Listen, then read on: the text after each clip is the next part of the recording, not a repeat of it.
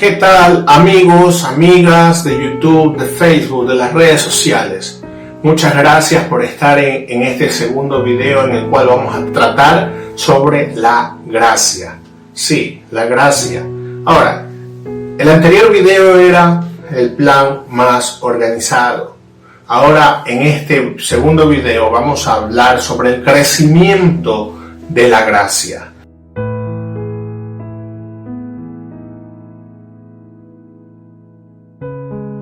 Para poder comprender esto, usted y yo, cuando nos regalan algo sobre todo si viene de alguien a quien amamos mucho, intentamos cuidarlo, ¿verdad? Con todo lo que está a nuestro alcance. Cuando usted aprecia a una persona y le ha regalado algo muy valioso, usted intenta cuidarlo. Pero asimismo, aquí se nos ha regalado la gracia. Y la gracia ha sido dada a los hombres por medio de Jesucristo. Ya lo habíamos visto en el antiguo video, que la gracia fue un plan organizado desde la antigüedad y que se formó y tomó efecto a través de Jesucristo. Entonces, para poder comenzar, ¿qué es la gracia en sí?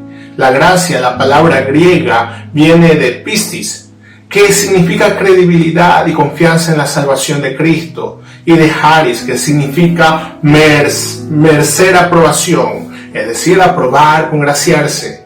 Bíblicamente se puede decir que la gracia de Dios es su gran amor que se muestra a la humanidad como un gran regalo que nos brinda salvación en Cristo. Sí, y eso lo podemos apreciar en el libro de Efesios 2, del 4 al 5. Pero Dios, que es rico en misericordia, por su gran amor con que nos amó, aun estando nosotros muertos en pecados, nos dio vida juntamente con Cristo. Por gracia sois salvo. Lo dice el apóstol Pablo en el libro de los Efesios. Pero antiguamente podemos encontrar que no solamente Pablo, sino muchas personas, seguidores de Cristo, dice la Escritura, como en el libro de los Hechos 6:8, y que, por decir el ejemplo de Esteban estaba lleno de gracia y de poder. Y por esa combinación, gracia y poder, dice la Escritura que hacía grandes prodigios y señales entre el pueblo. Sí. Ahora, ¿cómo en la humanidad entra en la gracia de Dios? Ojo, no cómo la gracia entra a la humanidad, sino cómo en la humanidad entra en la gracia de Dios. Cómo esa humanidad entra en esa gracia. El amor de Dios, primeramente, el amor de Dios es tan grande que cubre a toda la humanidad. Por medio de Jesucristo, ya lo habíamos dicho en el anterior video, es que de tal manera amó Dios al mundo que ha dado a su Hijo unigénito para que todo aquel que en Él cree no se pierda, mas tenga vida eterna. Entonces, ¿cómo entramos en la humanidad en esa gracia? Es por medio de creer en el Hijo de Dios. Creer en el Hijo de Dios. Y no solamente es así al vuelo, a las cosas a lo loco, no, sino creer en el Hijo de Dios es aceptar a Cristo en nuestras vidas. Y ahí es cuando la gracia entra y la humanidad también entra en la gracia. Como la gracia entra a través de Jesucristo y como la humanidad entra por medio de Jesucristo también. Parece un juego de palabras, pero ese juego de palabras nos ayudan a nosotros, a usted y a mí, a creer que la gracia de Dios vino para usted y para mí. Para poder comprender, ya hemos hablado sobre que la gracia entró a la humanidad por medio de Jesucristo. Pero, ¿qué produce la gracia de Dios en nuestras vidas? ¿Qué produce la gracia de Dios en usted? El libro de Tito 2:11-12 dice: en verdad Dios ha manifestado a toda la humanidad su gracia, la cual trae salvación y nos enseña a rechazar la impiedad y las pasiones mundanas. Así podremos vivir en este mundo con justicia, con piedad y dominio propio. Que entonces, ¿qué produce la gracia de Dios? Primero, produce salvación. Eso produce la gracia de Dios. Nos trae por medio de Jesucristo. Ya lo hemos hablado en el primer video. Nos trae salvación por medio de Jesucristo a usted y a mí. Pero también la gracia de Dios nos enseña a rechazar la impiedad y las pasiones mundanas. Sí, si realmente hemos nacido de nuevo, vamos a rechazar todo tipo de pecado.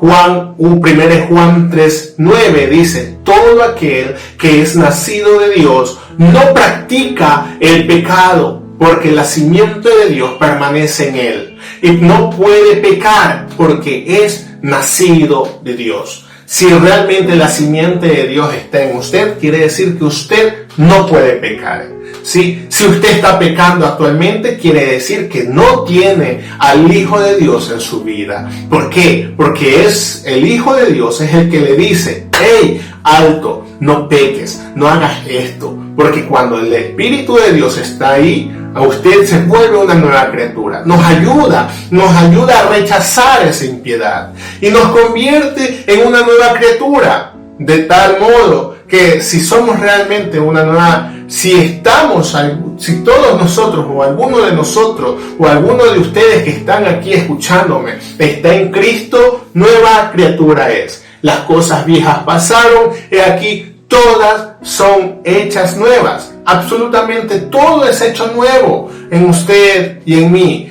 Pero entonces, la gracia nos convierte en participantes de las cosas divinas por medio de las promesas. Dice el apóstol en una de sus cartas, en el capítulo 1, versículo 4, dicen que por medio de las cuales nos ha dado preciosas y grandísimas promesas, para que por ellas llegaseis a ser participantes de la naturaleza divina, habiendo huido de la corrupción que hay en el mundo a causa de la concupiscencia. Sí, entonces, como nos convierte en participantes de las cosas divinas, nos lleva a parecernos más a Dios en su justicia y su santidad.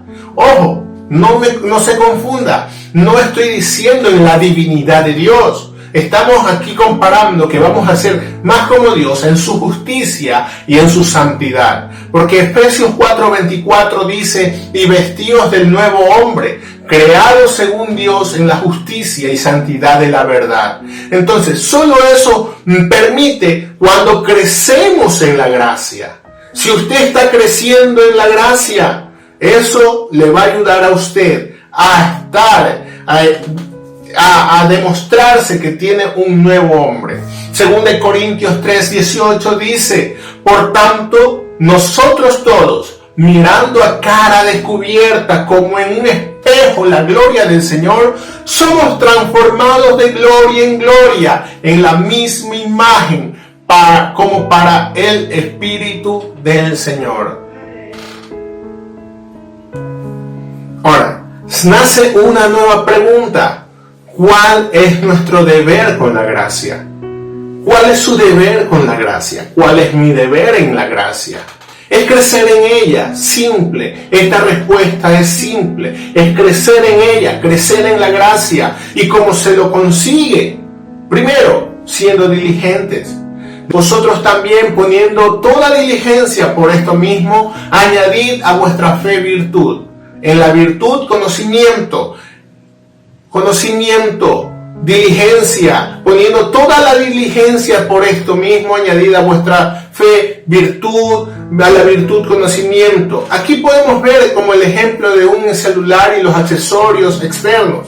Usted compra un celular, pero viene solamente el celular, pero tiene que comprarle accesorios, ya sea añadirle un protector de pantalla, un estuche o algo dependiendo de la decoración o la protección que quiere darle a ese teléfono. El teléfono viene ahí, así nomás puede realizar, pero necesita incluirle un chip y conectarse con una operadora para poder llamar. Un teléfono así nomás no puede hacer nada. A lo mucho podrá hacer un video, poder tomar fotos porque ya viene incluido, pero si no tiene el chip, si no está contratado por un proveedor de telefonía, si no tiene un protector de pantalla, una mica, qué sé yo, puede ocurrir accidente, no puede llamarse, se le puede quebrar la pantalla y todos esos accesorios. Asimismo, lo que acaba de hablar de 2 Pedro 1:5 es parecido. Usted tiene fe, pero para poder crecer en la gracia de Dios, primero tiene que añadirle virtud.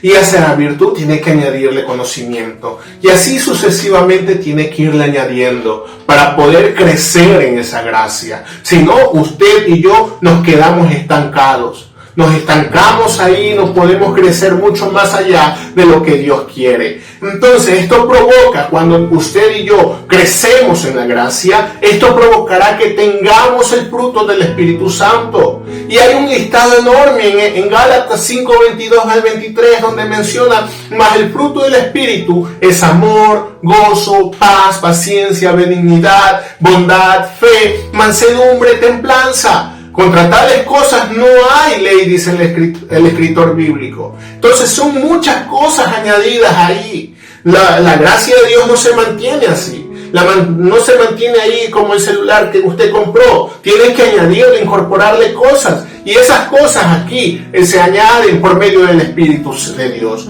El Espíritu de Dios es el que le va a dar ese fruto a usted. Entonces debemos ocuparnos de nuestra salvación. Claro, no podemos descuidarnos ni un segundo de nuestra vida, porque el apóstol Pablo decía que, por tanto, amados míos, como siempre habéis obedecido, no como en mi presencia solamente, sino también más ahora en mi ausencia, ocupaos en vuestra salvación con temor y temblor. El apóstol Pablo se lo menciona en el libro de Filipenses 2:12.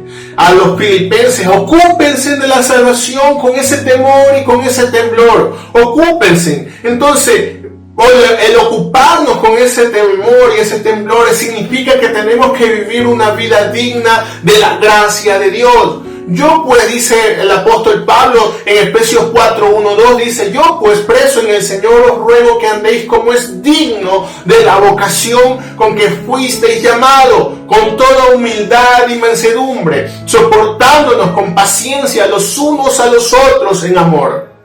¿Qué es lo que indica aquí? Vivir dignamente conforme a la gracia significa que usted tiene que amar al hermano. Vivir humildemente. Humildemente no significa que usted va a ser el último pobre de este mundo. No, significa que usted y yo tengamos sencillez de corazón, que tengamos ese amor, ese deseo de colaborar, de servir, de no creernos mucho más que los demás. Si usted tiene la capacidad, el dinero o el talento, no lo sé, pueda ayudar a otros. Eso significa digno de la vocación a la cual fuisteis llamados. Esto nos llama o nos ayuda a mantener blancas nuestras vestimentas. Sí, porque Apocalipsis 3:4 dice, pero tienes unas pocas personas en Sardis que no han manchado sus vestiduras y andarán conmigo en vestiduras blancas porque son dignas. Ahora, querido amigo, querida amiga, tal vez usted ya aceptó al Señor, o tal vez, lo peor, no has aceptado al Señor, sea cual sea. ¿Cómo está tu vestidura? Si no está tu vestidura blanca, significa que estás viviendo con una vestimenta sucia, porque no has aceptado al Hijo de Dios. Y si has aceptado al Hijo de Dios, y tu vestidura debería estar blanca, tan blanca, pero tiene unas manchitas, significa que has hecho algo incorrecto y por lo tanto tiene que ser limpiado. Entonces debemos hacer todo lo posible para agradar al Espíritu de la gracia. Sí, esforzados por entrar por esa puerta angosta, porque os digo que muchos procurarán entrar y no podrán, dice el Señor en el libro de Lucas. Después de haber preguntado esto, ¿qué provecho o cuál es nuestro deber en la gracia? Ahora sucede, ¿qué sucede si descuidamos esta gracia? la gracia que se le ha dado a usted y a mí, ¿qué sucede si descuidamos esa gracia? Existen personas que ponen en poco la salvación. El libro de Gálatas, en el 2:21 dice, no desecho la gracia de Dios, pues si por la ley fuese la justicia, entonces por demás murió Cristo. Cristo no murió por gusto, Cristo murió por usted y por mí. Entonces, muchos que han aceptado a Jesucristo han caído de esa gracia. Es lo peor que le puede suceder a la humanidad. Caer de la gracia de Dios. ¿Por qué? Porque muchos se desligan de Cristo. Porque por la ley os justificáis, las gracias os has caído. Cuando usted quiere impresionar, ya sea por obras, por sacrificios y tantas cosas, rituales, no. Estamos cayendo de la gracia, porque por gracia realmente debemos ser salvos por medio de Jesucristo. Ya Jesucristo ya pagó en la cruz del Calvario. Entonces, y si hacemos eso, ¿qué es lo que nos toca como humanos?